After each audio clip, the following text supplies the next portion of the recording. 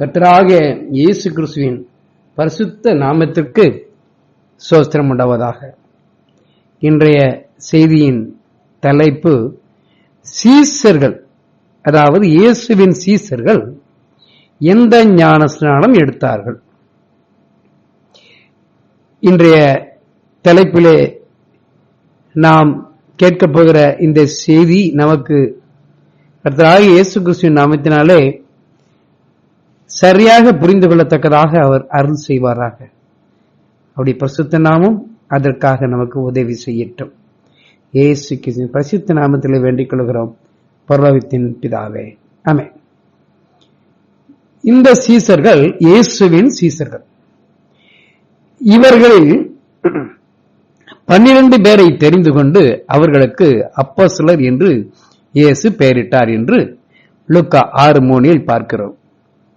அப்போஸ்தலர்கள் என்கின்ற தகுதியை பெறும் முன்னதாக இந்த 12 பேர்களுக்கும் இயேசு ஞானஸ்நானம் கொடுத்தார். தமது கரத்தினாலே, சொந்த கரத்தினாலே ஞானஸ்நானம் கொடுத்தார்.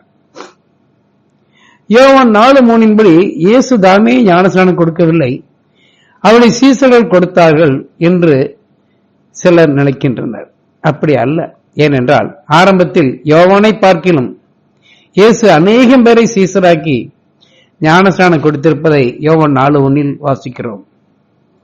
அதற்கு பின்பு இயேசுதாமே ஞானஸ்நானம் கொடுக்காமல் தம்முடைய முதல் 12 சீசர்களை வைத்து ஞானஸ்நானம் கொடுத்திருக்கிறார். ஆரம்பத்திலே அந்த முதல் 12 சீசர்களுக்கும் தமது கரத்தினாலே இயேசுவே ஞானஸ்நானம் கொடுத்திருக்கிறார். யோவானோ, இயேசுவோ அவருடைய சீசர்களோ ஞானஸ்நானம் கொடுக்கும் போது எந்த நாமத்தையும் பயன்படுத்தியதாக வேதம் குறிப்பிடவில்லை. ஆனால் இயேசுவோ அவருடைய சீசர்களோ கொடுத்த ஞானஸ்நானம் யோவான் கொடுத்த ஞானஸ்நானத்திற்கு ஒப்பனையானது என்றும் அப்போஸ்தலர் 1:7 யோவான் ஜலத்தினாலே ஞானஸ்நானம் கொடுத்தான், நீங்கள் சில நாட்களுக்குள்ளே பரிசுத்த ஆவியினாலே ஞானஸ்நானம் பெறுவீர்கள் என்று இயேசு சொன்னதின் மூலம் அறிய வருகிறோம். இங்கே அந்த 2 ஞானஸ்நானத்துக்கும் எந்த வித்தியாசமும் இல்லை. யோவான் கொடுத்த ஞானஸ்நானத்திற்கும் இயேசு கொடுத்த ஞானஸ்நானத்திற்கும் எந்த வித்தியாசமும் இல்லை. ஆனாலும், அதாவது இயேசுவோ அவருடைய சீசர்களோ கொடுத்த ஞானஸ்நானத்தின் மூலம் ஆத்தும ரட்சிப்பாகிய பாவ மன்னிப்பை ஒருவரும் அடையவும் இல்லை. இதே நிலைதான் யோவான் கொடுத்த ஞானஸ்நானத்திலும். ஆனால் இயேசு கிறிஸ்துவின் மேலுள்ள விசுவாசத்தையும் மனம் விரும்புதலையுமே அவர்கள் பெற்றார்கள் என்பதை அப்போஸ்தலர் 19:4 மூலம் அறிய வருகிறோம். இயேசுதான் பரமபிதா, நித்திய பிதா என்கின்ற விசுவாசம் அவர்களுக்கு வந்தது, மனம் விரும்புதல் வந்தது. ஆனாலும் அவர்கள் பரிசுத்த ஆவியை பெறவில்லை. இயேசுவோ அல்லது அவருடைய சீசர்களோ ஞானஸ்நானம் கொடுத்திருந்தாலும் அது யோவான் கொடுத்த ஜனத்தினாலான ஞானஸ்நானத்துக்கு அந்த வகையில் ஒப்பனையானதே என்பதை, அவர்கள் எந்த நாமத்தையும் பயன்படுத்தவில்லை என்பதை வைத்து நாம் விளங்கிக் கொள்கிறோம். அதாவது யோவானும் இந்த நாமத்தை பயன்படுத்தியதாக வேதம் சொல்லவில்லை. இயேசு கொடுத்த ஞானஸ்நானத்தினால சரி, அவருடைய சீசர்கள் கொடுத்த ஞானஸ்நானமானாலும் சரி, எந்த நாமமும் பயன்படுத்தியதாக வேதம் சொல்லவில்லை. ஆனால் யோவான் கொடுத்த ஜலத்தினாலான ஞானஸ்நானத்திற்கும் இயேசுவோ அவருடைய சீசர்களோ கொடுத்த ஜலத்தினாலான ஞானஸ்நானத்திற்கும் ஒரு வித்தியாசம் உண்டு. அது என்னவென்றால், யோவான் கொடுத்த ஜலத்தினாலான ஞானஸ்நானத்தை பெற்றவர்கள் மீண்டும் கர்த்தராகிய இயேசு கிறிஸ்து நாமத்தினாலே ஜலத்தினாலான ஞானஸ்நானத்திற்கு அப்போஸ்தலர் 19:1-5 சொல்லப்பட்டபடி பரிசுத்த ஆவியை பெறுவதற்காக கீழ்ப்படிந்தார்கள், மீண்டும் கீழ்ப்படிந்தார்கள். இயேசு கிறிஸ்துவின் நாமத்தினாலே கொடுக்கப்படும் ஞானஸ்நானத்திற்கு மீண்டும் அவர்கள் கீழ்ப்படிந்தார்கள். ஆனால் இயேசுவிடமோ அவருடைய சீசர்களிடமோ ஜலத்தினாலான ஞானஸ்நானம் பெற்றவர்கள் மீண்டும் கர்த்தராகிய இயேசு கிறிஸ்துவின் நாமத்தினாலே ஜலத்தினாலான ஞானஸ்நானத்திற்கு கீழ்ப்படிந்ததாக வேதத்தில் எங்கும் இல்லை. இப்படியா இயேசுவிடமோ அவருடைய சீசரிடமோ ஜலத்தினால் ஆன ஞானஸ்நானம் பெற்றவர்களுக்கெல்லாம் இயேசு கிறிஸ்துவின் உயிர்த்தெழுதலுக்கு பின்பு பரிசுத்த ஆவியினாலே ஞானஸ்நானம் தேவனாகிய இயேசுவினால் கொடுக்கப்பட்டது என்பதை அப்போஸ்தலர் 1:4 இயேசு சொன்ன வாக்குறுதியிலிருந்து அறிய வருகிறோம்.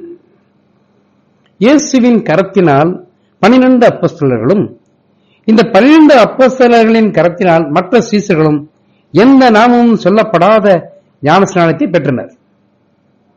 அதற்கு பின்பு கர்த்தராகிய இயேசு கிறிஸ்துவின் நாமத்தினாலே ஜலத்தினாலான ஞானஸ்நானத்தை மீண்டும் ஏன் பெறவில்லை என்பதை கீழ்கண்டவாறு நாம் புரிந்து கொள்கிறோம். அதாவது எல்லா நாமத்திற்கும் மேலான நாமமாகிய கர்த்தராகிய இயேசு கிறிஸ்து என்னும் ரட்சிப்புக்கு ஏற்ற நாமம் தரித்த நிலையில் அந்த தேவனே அவர்கள் நடுவில் இருப்பதே அவர்கள் ஜலத்தினாலான ஞானஸ்நானத்துக்கு மீண்டும் கர்த்தராகிய இயேசு கிறிஸ்துவின் நாமத்திலே பெறாததற்கு காரணம் ஆகும்.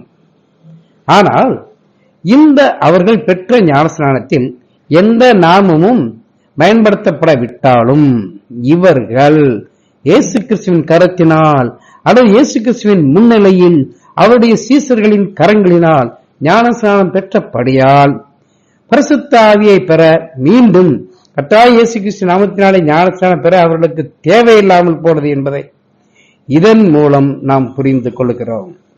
ஜலத்தினாலான ஞானஸ்நானம் அப்போஸ்தலர்களும் இயேசுவின் சீசர்களும் கர்த்தராகிய இயேசு கிறிஸ்துவின் நாமத்தினாலே பெறாமல் இருந்தாலும் இயேசு கிறிஸ்துவின் பிரசனம் இருந்ததால் அவர்கள் எல்லோரும் கர்த்தராகிய இயேசு கிறிஸ்து நாமத்தினாலே ஞானஸ்நானம் பெற்றதாகவே கருதப்படுகிறது.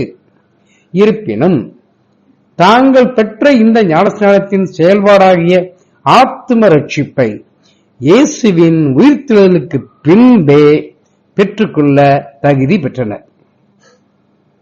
ஞானஸ்நானம் என்பது இருதயத்தையே விருத்த சேதனம் பண்ணி செய்யப்படுகிற உடன்படிக்கை என்பதால் இயேசுவின் சீசர்கள் ஜலத்தினாலான ஞானஸ்நானம் கொடுக்கும் போது இயேசுவும் ஞானஸ்நானம் கொடுக்கும் போது அவருடைய சீசர்களோடு அவரும் இருந்தார் என்பதையும் நாம் புரிந்து கொள்ள வேண்டும். ஏனென்றால் அங்கே ஒரு இருதய விருத்த சேதனம் தேவைப்பட்டது. அவருடைய பிரசனம் அதற்கு தேவை. எனவே அவர் முன்னிலையில் அவருடைய சீசர்கள் ஜலத்தினாலான ஞானஸ்நானம் கொடுத்தாலும் வேதத்தில் 3:22 அவர் ஞானஸ்நானம் கொடுத்து வந்தார், அல்லது யோவான் 3:26-4 அவர் ஞானஸ்நானம் கொடுக்கிறார் என்பதாகவே குறிப்பிடப்பட்டுள்ளது. சீசர்கள் கொடுத்தாலும் கூட இயேசு கொடுத்தார் என்பதாகவே அங்கு சொல்லப்படுகிறது. ஒருவன் கொத்தனார் போன்ற வேலையாட்களை வைத்து தனக்கென வீடு கட்டினால் அந்த வீட்டை வேலையாட்கள் கட்டினாலும் அவன் கட்டினான் என்று தானே சொல்கிறோம். அதுபோலத்தான் இயேசுவும் அவருடைய சீசர்களை வைத்து ஞானஸ்நானம் கொடுத்தாலும் அவர் கொடுத்தார் என்றே கருதப்படுகிறது. இயேசுவின் சீசர்களே கர்த்தராகிய இயேசுவின் நாமத்தினாலே ஞானஸ்நானம் எடுக்காத போது எங்களை ஏன் கர்த்தராகிய இயேசு கிறிஸ்துவின் நாமத்தினாலே ஞானஸ்நானம் பெற்றுக்கொள்ள கட்டாயப்படுத்துகிறீர்கள் என்று சிலர் கேட்கின்றனர். மத்தேயு 11:12 படி யோவான் ஸ்நானகன் காலம் முதல் இதுவரைக்கும் பரலோக ராஜ்யம் பலவந்தம் பண்ணப்படுகிறது, கட்டாயப்படுத்தப்படுகிறது. பலவந்தம் பண்ணுகிறவர்கள், கட்டாயம் பண்ணுகிறவர்கள் அதை பிடித்துக் கொள்கிறார்கள். ஏன் பரலோக ராஜ்யம் பலவந்தம் பண்ணப்படுகிறது, கட்டாயப்படுத்தப்படுகிறது? பரலோக ராஜ்யத்திற்கு தகுதியுள்ளவர்களாய் உலகில் வாழும் ஒவ்வொருவரும் அதே தகுதியை மற்றவர்களும் பெற்றுக்கொள்ள மற்றவர்களை பலவந்தம் கட்டாயப்படுத்த வேண்டும், பலவந்தம் பண்ண வேண்டும். அப்படி பலவந்தம் பண்ணாதவர்கள் பரலோக ராஜ்யத்துக்குள் நுழைய முடியாது என்பதை மத்தேயு 11:12 சுட்டிக்காட்டுகிறது என்பதை புரிந்து கொள்ளுங்கள். இந்த இடத்தில் வைத்து பரலோக ராஜ்யத்தை குறித்து பேசக்கூடாது, இந்த சூழ்நிலை இதற்கு உகந்ததல்ல என்றெல்லாம் பரலோக ராஜ்யத்தை குறித்து பேசுவதற்கு தடை பண்ணக்கூடாது. ஏனென்றால் சமயம் வாய்த்தாலும் வாய்க்காவிட்டாலும் ஜாக்கிரதையாய் திருவசனத்தை பிரசங்கம் பண்ணு. எல்லா நீடிய சாந்தத்தோடும் உபதேசத்தோடும் கண்டனம் பண்ணி கடிந்து கொண்டு புத்தி சொல்லு என்று 2 தீமோத்தேயு 4:2 சொல்லப்பட்டுள்ளது. நமக்கே தீமை செய்கிறவனாயிருந்தாலும், மிகப்பெரிய கொள்ளைக்காரனாயிருந்தாலும், அநேக கொலைகளை செய்தவனாயிருந்தாலும் அவனும் நம்முடைய ஆதாம் என்னும் ஒரே குடும்பத்தைச் சேர்ந்தவன் என்பதை நாம் மறந்து போகக்கூடாது. அவனுடைய மனம் திரும்புதலுக்காகவும் ரட்சிப்புக்காகவும் நாம் மேற்கொள்ளும் பிரயாசமே நம்மையும் பரலோக ராஜ்யத்துக்குள் நுழையும் தகுதியை கொடுக்கும் என்பதை நாம் உணர வேண்டும்.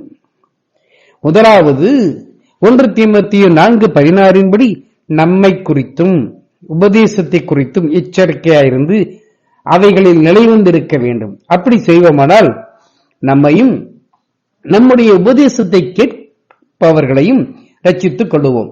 இப்படி இருக்கிறபடியால் மத்தேயு 3:52 இயேசுவானவர் பரலோகத்துக்கு அடுத்தவைகளில் உபதேசிக்கப்பட்டு தேறின வேதபாரகன் எவனும் தன் பொக்கிஷத்திலிருந்து புதியவைகளையும் பழையவைகளையும் எடுத்துக் கொடுக்கிற வீட்டு எஜமானனாகிய மனுஷனுக்கு ஒப்பாயிருக்கிறான் என்றார்.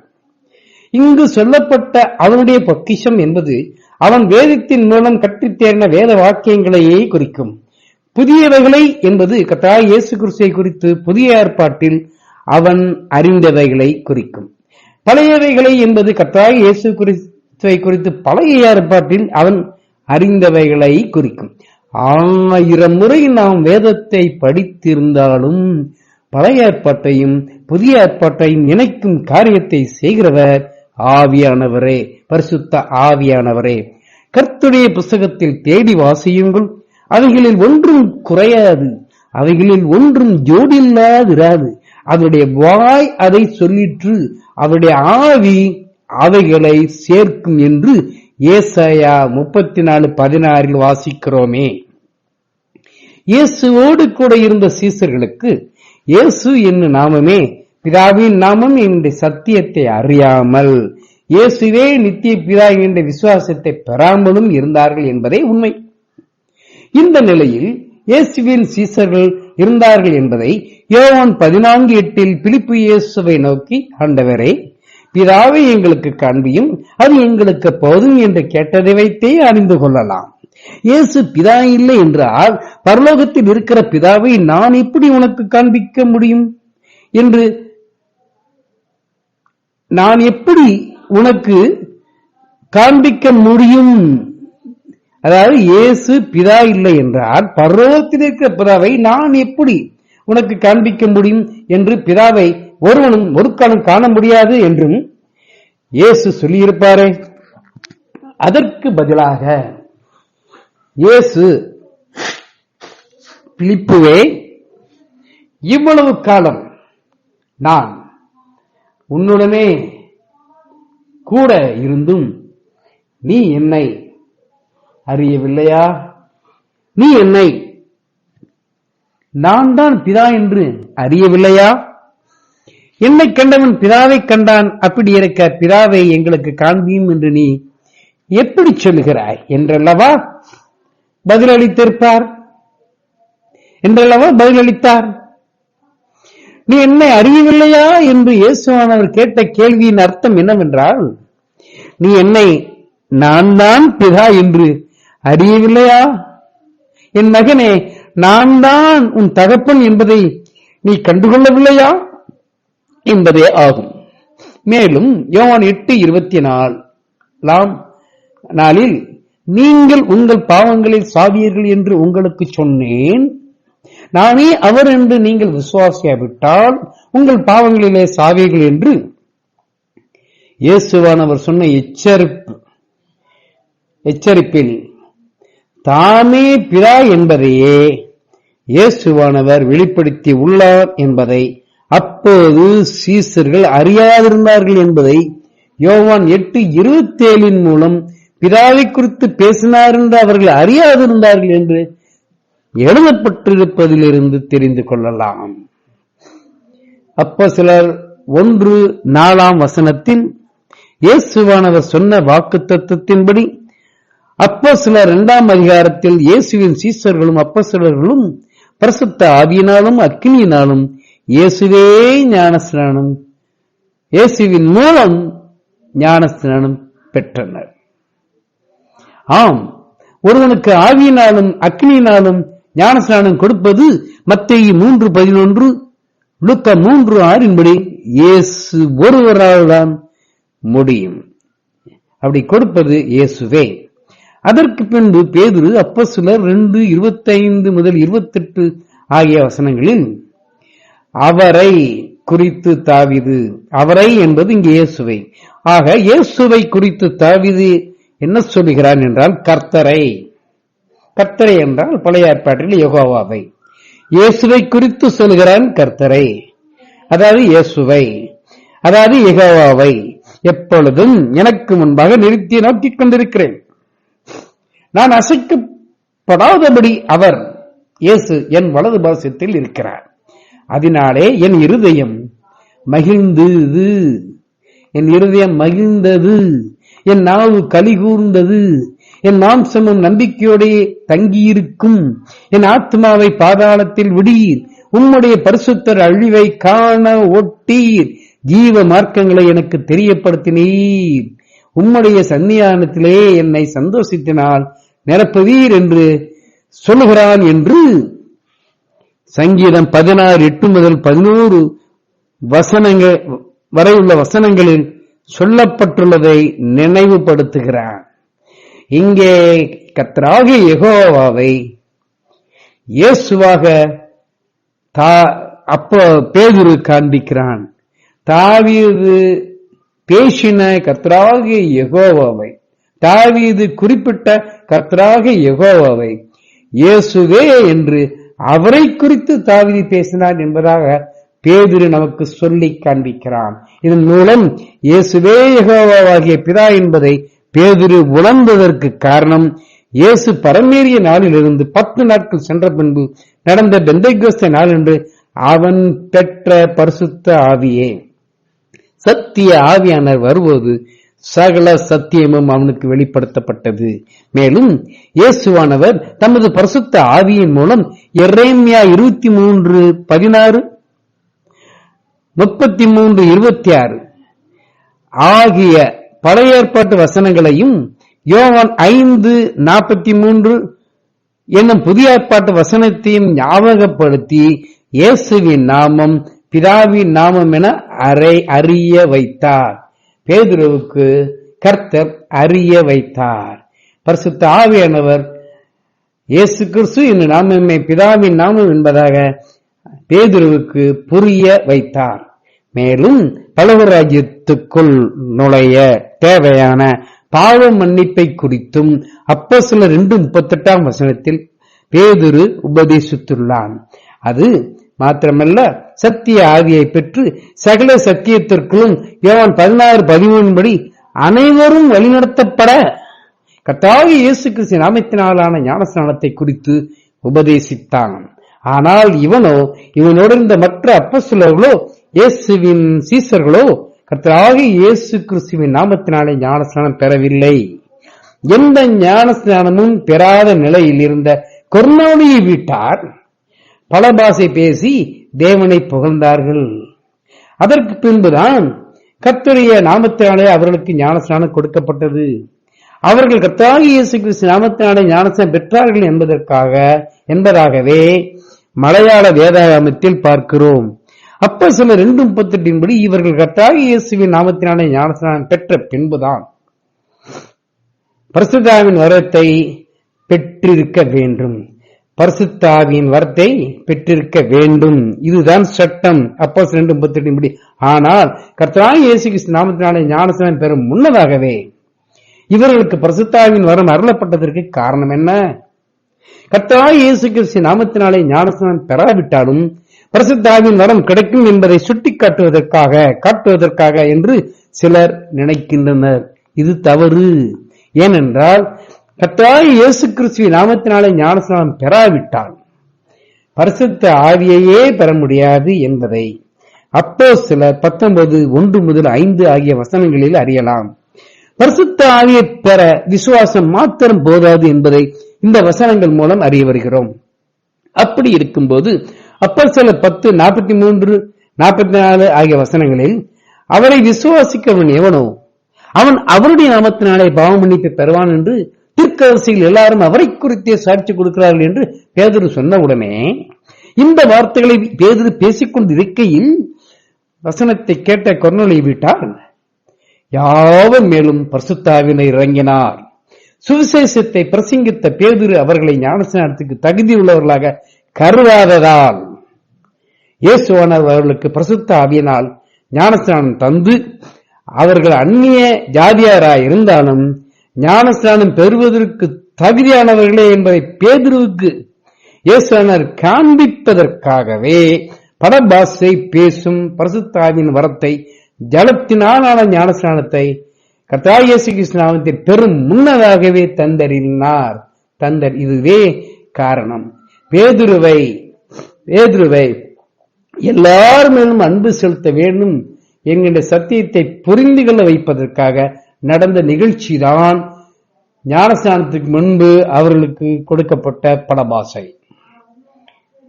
அப்போஸ்தலர்களும் இயேசுவின் சீசர்களும் ஜலத்தினாலான ஞானஸ்நானத்தை கர்த்தராகிய இயேசு கிறிஸ்து நாமத்தினாலே பெறாமலே படபாசை என்னும் பரிசுத்த ஆவியின் வரத்தை பெற்றார்கள். அதற்கு பின்பும் அவர்கள் ஜலத்தினாலான ஞானஸ்நானத்தை கர்த்தராகிய இயேசு கிறிஸ்து நாமத்தினாலே பெறவில்லை. எனவே சிலர் நாங்களும் அந்நிய பாஷை என்னும் பரிசுத்த ஆவியின் வரத்தை பெற்றுவிட்டோம், எனவே நாங்கள் கர்த்தராகிய இயேசு கிறிஸ்துவின் நாமத்தினாலே கொடுக்கப்படும் ஜலத்தினாலான ஞானஸ்நானத்திற்கு கீழ்ப்படிய தேவையில்லை என தட்டி கழிக்கின்றனர். இவர்கள் சொல்லுகிற அந்நிய பாஷைக்கும் பல பாஷைக்கும் வித்தியாசம் இருக்கின்றது. அந்நிய பாஷை பிசாசாலும் பேச முடியும், பல பாஷை ஆனால் பல பாஷை பிசாசானவனால் பேச முடியாது. பிசாசானவனால் பேச முடியாத பல பாஷையைத்தான் பேதுரு போன்ற அப்போஸ்தலர்களும் இயேசுவின் சீசர்களும் பெந்தேகோஸ்தே நாளன்று பேசினார்கள்.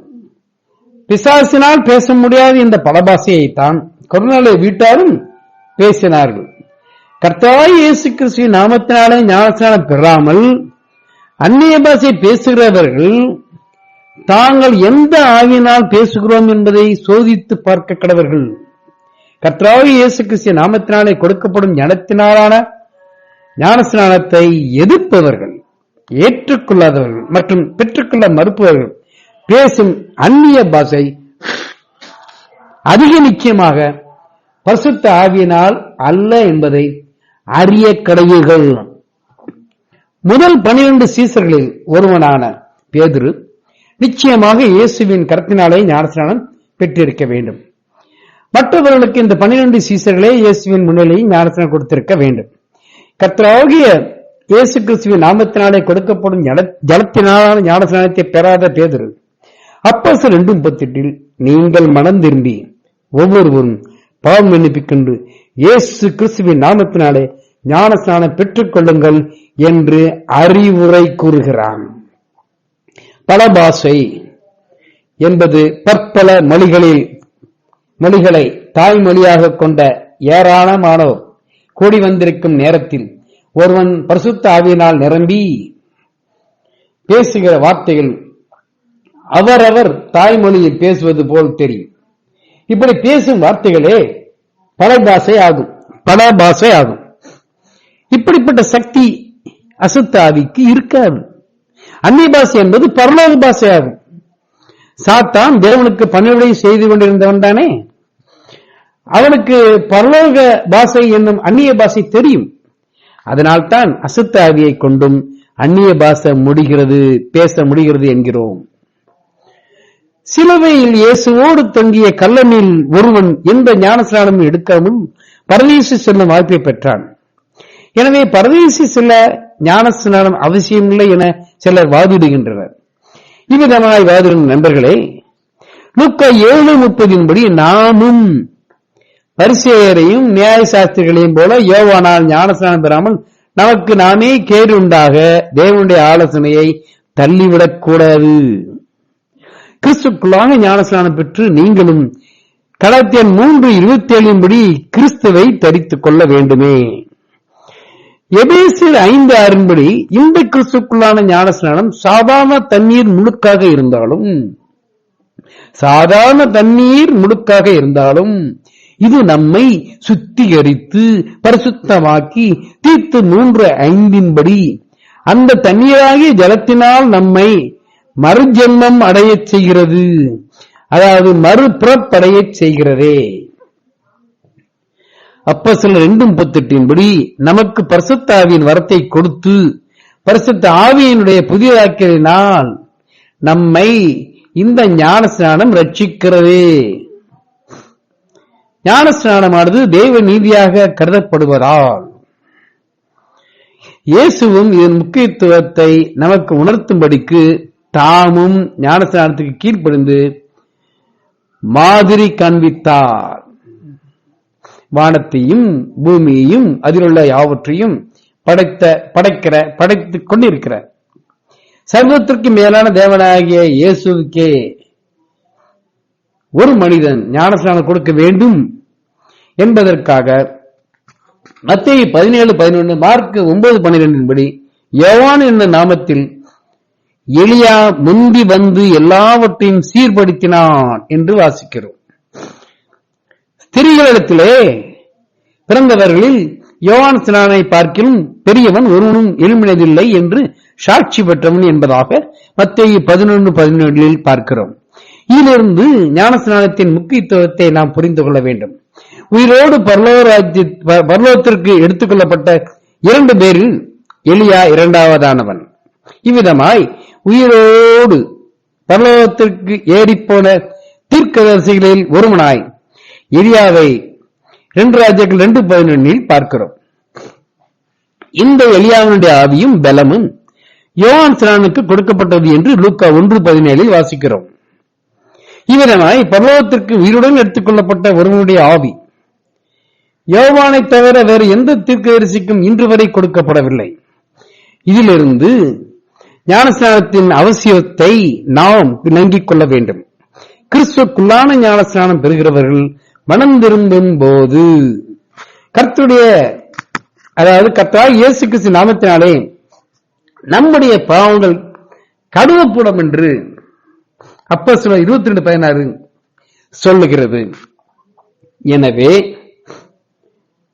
நாம் கிறிஸ்துக்குள்ளான ஞானஸ்நானத்துக்கு கீழ்ப்படிய தாமதிக்க கூடாது. அப்போதுதான் கொலோசியர் 2:12 படி நாம் இயேசுவோடு கூட எழுந்திருக்கிறவர்களாய் காணப்படுவோம். சரீரமாகிய சபை சீர்திருத்தமடைய நடத்தப்படுகிற ஒரு சடங்காக இந்த ஞானஸ்நான கிரியை எபிரேயர் 9:10 தெரிவிக்கப்பட்டிருந்தாலும், இது ஒரு சடங்கென தெரிவிக்கப்பட்டிருந்தாலும், இதை நல் மனசாட்சியின் உடன்படிக்கை என்று 1 பேதுரு 3:21 இந்த கிரியை உண்மையாக்கப்பட்டு நாம் ரட்சிக்கப்படுகிறோம் என்று ஏசாயா 61:8-10 ஆகிய வசனங்களும் அறிவிக்கின்றன. எனவே கிறிஸ்துக்குள்ளான ஞானஸ்நானத்தினான இந்த ஞானஸ்நானமானது சபை கட்டுவதற்கான ஓர் அஸ்திவார கல்லாக எபிரேயர் 6:2 மற்றும் லூக்கா 6:48 குறிப்பிடுகிறது. மேலும் லூக்கா 6:48 இந்த அஸ்திவாரத்தை கன்மலையாகிய கிறிஸ்துவின் மேல் போடப்பட வேண்டும் என அறிவுறுத்துகிறது. எனவே கர்த்தராகிய இயேசு கிறிஸ்து நாமத்தினாலே தான் ஞானஸ்நானம் பெற வேண்டும். இந்த ஞானஸ்நானத்தையே பாவமன்னிப்புக்கென்று, அதாவது ரட்சிக்கப்பட கொடுக்கப்படுகிற ஒரே ஞானஸ்நானமாக வேதம் எபேசியர் 4:6 சுட்டி காட்டுகிறது. பாவம் மன்னிப்புக்கென்று, அதாவது ரட்சிக்கப்பட கொடுக்கப்படுகிற ஞானஸ்நானமாக வேதத்தில் வேறொரு இடத்தில் எங்கும் வேறு ஞானஸ்நானம் காணோமே. ஒருவன் இயேசுவே ஏசாயா 9:6 படி நித்திய பிதா என்னும் விசுவாசம் உள்ளவனாகி ஞானஸ்நானம் பெறும்போது அவன் ரட்சிக்கப்படுவான் என்று மார்க்கு 16:16 வழி காட்டுகிறது. எனவே கர்த்தராகிய இயேசு கிறிஸ்துவின் நாமத்துக்குள்ளாக ஞானஸ்நானம் பெற வரும் முன்பே ஒருவன் இயேசுவே நித்திய பிதா என்னும் விசுவாசத்துக்குள்ளும் அப்போஸ்தலர் 3:21 அவனுடைய பாவங்கள் நிவர்த்தி செய்யப்படும் பொருட்டு, அவனுடைய பாவங்கள் நிவர்த்தி செய்யப்படும் பொருட்டு அவன் மனம் திரும்பி குணப்பட்டும் இருக்க வேண்டும். அப்போது அவனுடைய பாவங்கள் மன்னிக்கப்படும். பிதா, குமாரன், பரிசுத்த ஆவி என்பது எந்த நாமத்தையும் குறிப்பதில்லை. இப்படியாய் நாமம் சொல்லப்படாத ஞானஸ்நானத்தை நம்மில் பெற்றவர்கள் நாமம் சொல்லப்படாத ஞானஸ்நானத்தை யோவானிடம் பெற்ற எபேசு சபையாரை போல பரிசுத்த ஆவியை பெற மீண்டும் கர்த்தராகிய இயேசு கிறிஸ்து நாமத்தினாலே ஞானஸ்நானம் பெற்றுக்கொள்ள வேண்டும் என்பதை அப்போஸ்தலர் 19:1-5 ஆகிய வசனங்கள் மூலம் அறிய வருகிறோம். இது நமக்கு காண்பிக்கப்பட்ட ஒரு மாதிரியாக எடுத்துக்கொள்ள வேண்டும். கர்த்தராகிய இயேசு கிறிஸ்துவின் நாமத்தினாலே ஞானஸ்நானம் பெறும் வரை ஒருவனுக்கு பாவ மன்னிப்பாகிய ரட்சிப்பு கிடைக்காது என்பதை புரிந்து கொண்டு பரிசுத்த ஆவியை பெறவும், பரிசுத்த ஆவியின் வரத்தை பெறவும், ரட்சிக்கப்படவும் ஏற்கனவே பிதா, குமாரன், பரிசுத்த ஆவி என்னும் நாமம் சொல்லப்படாத ஞானஸ்நானத்தை பெற்றவர்கள் மீண்டும் கர்த்தராகிய இயேசு கிறிஸ்து நாமத்தினாலே ஞானஸ்நானம் பெற்றுக்கொள்ள மிக தாழ்மையுடனும் அவர்கள் மீது கொண்டுள்ள அளவில்லாத அன்புடனும் வேண்டிக் கொள்ளுகிறோம். கர்த்தராகிய இயேசு கிறிஸ்து தாமே உங்களை தமது நாமத்துக்குள்ளான ஞானஸ்நானத்தின் வழியாக வழி நடத்துவாராக. ஆமேன். ஜெபம். கர்த்தராகிய இயேசு கிறிஸ்துவே, உமது அளவில்லாத அன்பின் நிமித்தமாக, உம்முடைய நாமத்தின் வல்லமையின் நிமித்தமாக எங்களுக்கு மனம் திரும்புதலையும் விசுவாசத்தையும் ரட்சிப்பையும் பாவ மன்னிப்பையும் கொடுக்கிறீர். அநேகரை சுதந்திரத்துக் கொள்ளத்தக்கதாக உம்முடைய சத்தியத்தை விளங்கிக் கொள்ள நீங்க உதவி செய்யுங்க ராஜா. பேதுரு இயேசு கிறிஸ்து நாமத்தினால் ஞானஸ்நானம் எடுக்கவில்லை, கள்ளன் இயேசு கிறிஸ்து நாமத்தினாலே ஞானஸ்நானம் எடுக்கவில்லை, நானும் எடுக்க மாட்டேன் என்று சொல்வது தவறு என்பதை புரிந்து கொள்ள உதவி செய்யுங்கப்பா. கொர்நேலியை விட்ட படபாசையை பேசினார்கள். கர்த்தராகிய இயேசு கிறிஸ்து நாமத்தினாலே ஞானஸ்நானம் எடுக்க முன்னதாக நடந்த காரியம் அது. இப்ப நாங்களும் அந்நிய பாஷையை பேசுகிறோம், எனவே நாங்கள் இயேசு கிறிஸ்து நாமத்தினால் ஞானஸ்நானம் எடுக்க தேவையில்லை என்று சொல்லுகிறவர்கள் இருதயத்துக்குள் நீர் இறங்கும் ராஜா. கர்த்தராகிய இயேசு கிறிஸ்து நாமத்தினால் ஞானஸ்நானம் எடுக்கிற பேதுரு படபாசை பேசினானே, நாங்களும் கர்த்தராகிய இயேசு கிறிஸ்து நாமத்தில் ஞானஸ்நானம் எடுக்க தேவையில்லை என்று பேசுகிற இருதயத்துக்குள்ளே நீர் இறங்கி பேசுமப்பா. ஆசீர்வதியும் பலப்படுத்தும். அவர்கள் கெட்டு போகாதபடிக்கு, அவர்கள் மீட்கப்படும்படிக்கு தேவனே நீர்தான் நித்திய பிதா என்கின்ற விசுவாசத்துக்குள் வரும்படிக்கு அவர்களை நீர் தூக்கி எழுப்ப வேண்டும் என்று கெஞ்சுகிறோம். ஆசீர்வதியும் வழி நடத்தும். எல்லா காரியத்தையும் உடைய பரிசுத்த நாமத்துக்குள்ள ஒப்புக் கொடுக்கிறோம். கர்த்தராகிய இயேசு கிறிஸ்து பரிசுத்த நாமத்திலே வேண்டிக் கொள்கிறோம். பரலோகத்தின் பிதாவே, ஆமென்.